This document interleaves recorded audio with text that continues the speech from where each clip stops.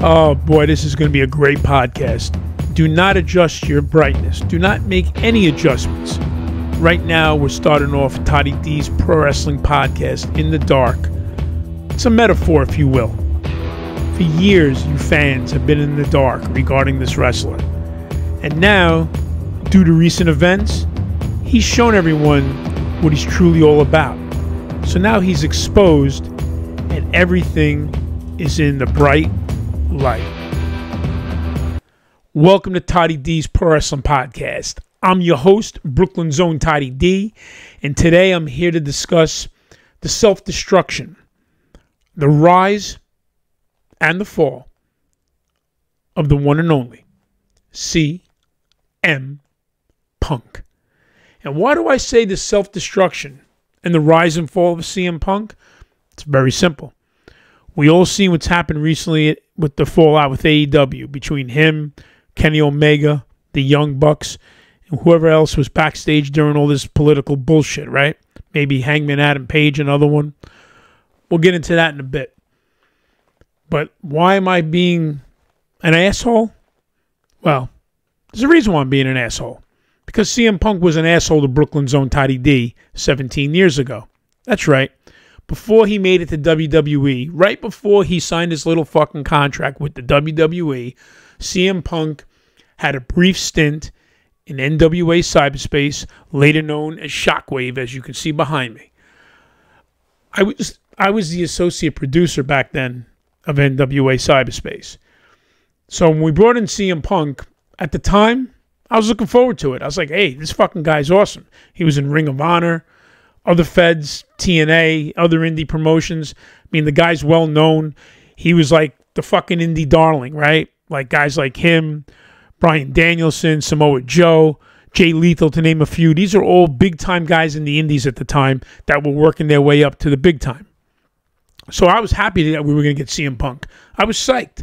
I said to the late, great Billy Firehawk, I said, yo, Hawk, man, this is going to be fucking off the chain. CM Punk is coming. We're going to have a big gate. A lot of fans are going to come in. We're going to blow the roof off the motherfucker. It's going to be awesome. I told Die Hard Derek the same thing, our director, the guy who had the creative pen at the time, and we're going to get into that creative pen in a moment. But, so now the day comes, right? CM Punk arrives. He comes, shows up. He's wearing like a hoodie, trying to be incognito, I guess. Whatever. I don't give a shit. Don't matter to Brooklyn Zone. He's in the dressing room chilling, doing his thing. Now, as the associate producer, I get the fucking task that I got to tell everybody where they need to be, where they're going, what's happening, who's feuding with who, the reason why you're here.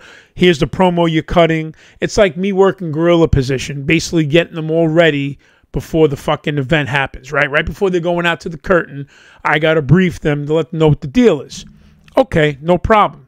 So the whole night's going fucking well, nice and smooth. Everybody's doing what they're supposed to do. They're following the script. They're following the protocol. Everyone is where they need to be. So now let's get to CM Punk. So that night at the match, CM Punk is in a semi-main event. He's tag team at the time with the Lord of the String, the G-String, Julio fucking De Niro. Great guy. Loved working with him. We'll talk about him at another time on another podcast. But anyway, CM Punk wrestled with Julio De Niro against the legendary tag team of NWA cyberspace, The Solution, Papa Don and Havoc. Rest in peace, Havoc. So, the stage is set. Great fucking tag team co-main event. I'm psyched. I mean, shit. As a producer, I'm psyched, but the fan in me was really fucking psyched, right? So now, I go to CM Punk, and I got to let him know what the fuck is going on for the night. What's going on, what he needs to do. So Die Hard gives me the script, if you will. So there's a guy sitting in the corner, Indian style, with the fucking hoodie over his head, and he's got his little bitch buds in, listening to whatever the fuck music he's listening to. So I don't want to, startle the guy, so I kind of go up to him nicely. I tap him. I introduce myself, shake his hand, tell him who I am, and he kind of is looking at me like, yeah, okay, who the fuck are you? Like one of those kind of fucking handshakes? Whatever. So I tell him who I am, and I explain to him, here's the script for tonight. And he's looking like I'm going to fucking look at that. I don't think so, But we really got this fucking guy. I say, yeah, so tonight you and Julio De Niro will be in a tag match. Oh, wait a minute. What do you mean fucking tag match? He says, I'm a singles wrestler. I'm supposed to be in a main event or a co-main event one-on-one. I'm like, nah, that's not what the fucking script's telling me, guy. You and Julio De Niro are wrestling against the Solution. So he's looking at me like I got 5 fucking heads. I said, listen, man, I just deliver the script. I explain what's going on. I tell you where you need to be, when you're going to be on, what time you got to be ready, and whatever the fuck else. This guy's giving me a fucking hard time over a script. And not only that, but also the fact that he's wrestling in a tag team. So this guy was a fucking crybaby. Let me tell you, he was a crybaby 17 fucking years ago. So if anybody's shocked that he's a crybaby now in the year 2022, has not been doing their homework, has not been following this dude for the longest time, because he was a crybaby in WWE. He was a crybaby before WWE with me in NWA cyberspace. And then he showed his true colors at AEW. All right. But before we get to AEW, about what's going on now, so going back to that, thank God we only had him at cyberspace for a couple of matches, because then shortly after that he signed with WWE. But he was a total jerk off to the entire staff, the whole company. And ever since 2005, May of 05 to be, exact, it left a bad taste in Brooklyn's own mouth. But hey, whatever. It is what it is. It's over with now. But I'm just trying to give you guys a glimpse of what the real CM Punk is all about and how he fucking started out, or how he was portraying himself as he's coming up in the business. I guess the guy didn't think his shit stank or whatever it was. But hey, either way, when he came to AEW and he made his debut and the crowd's popping huge, and I'm going to admit, I watched it. I wanted to see what kind of reaction he would get. I mean, there was a guy going, yes, crying in the crowd. I mean, fucking pathetic if you ask me, but whatever. Talk about a man crush. But anyway, when he came back, he had that, oh gosh, gee, I'm so fucking happy to be here, and I'm surprised you guys remember me, and I'm here, and hopefully I can still hang with the young guys, and I'm going to help people out, and I'm here to help everyone, and I'm happy to be here, and it's so thrilled and honored that you guys remember me. Jerk me to fuck off, okay? Of course they remember you. You were gone for fucking 8 years, okay? And hey, you're entitled. Everyone's entitled to take a brief hiatus, but 8 years, man, you wait now to come back? I mean, bro. You tried MMA. Obviously, it didn't work out. You got the shit knocked out of you not once but twice. You did your horror movie deal. I don't even know if it was even released to DVD, but whatever. Now that you were back wrestling, this whole phony campaign, I thought I was watching CNN. I thought I was watching something with politics. Like, I thought, what's next? Is CM Punk going to kiss fucking babies? I mean, what the fuck? But here's the deal. You had your blow up backstage, right?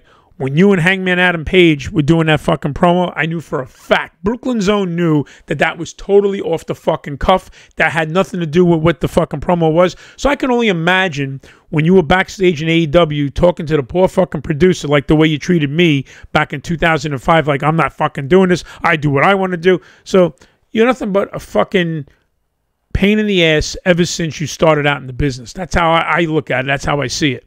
So now, where does CM Punk go from here? Now there's talks that Triple H was interested in bringing him back.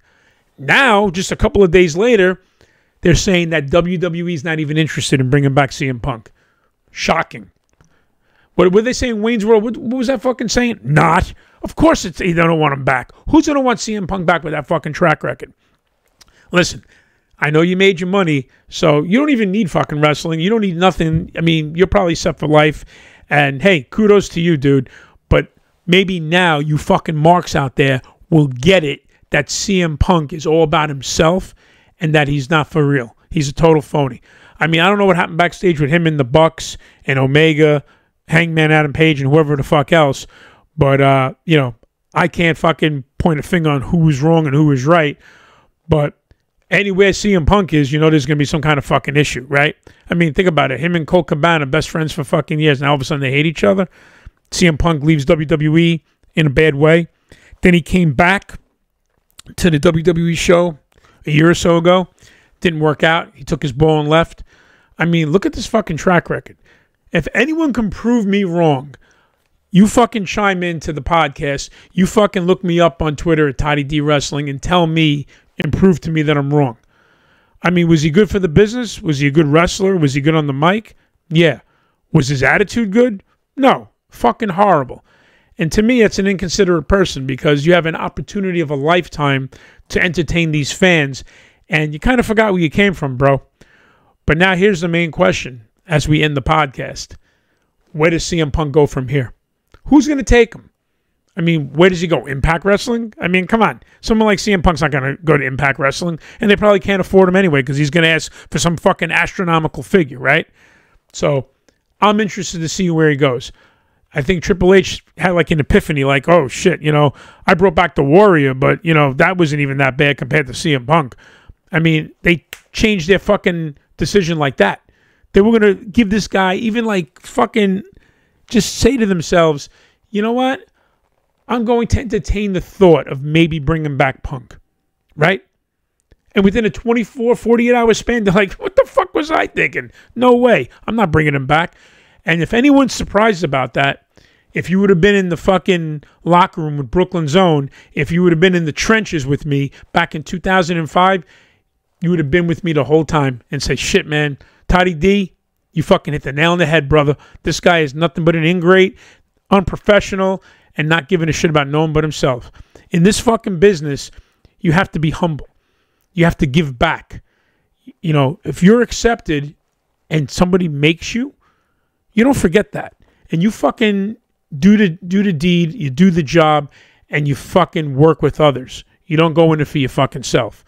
But, like I said, CM Punk, where do you go from here?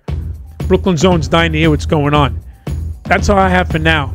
I'm Brooklyn Zone Toddy D. You can catch me on YouTube. My YouTube username is Toddy D, obviously. And I'm at Toddy D Wrestling on Twitter. So for those of you who got offended what I said about CM Punk, I don't give a shit because I'm speaking the fucking truth. To those of you who didn't know, you're welcome. That's all I got for now. I'm Brooklyn Zone Toddy D. As always, the pleasure's all yours. I'm out. Yo, can we talk about something better next time than this fucking Punk guy? Please.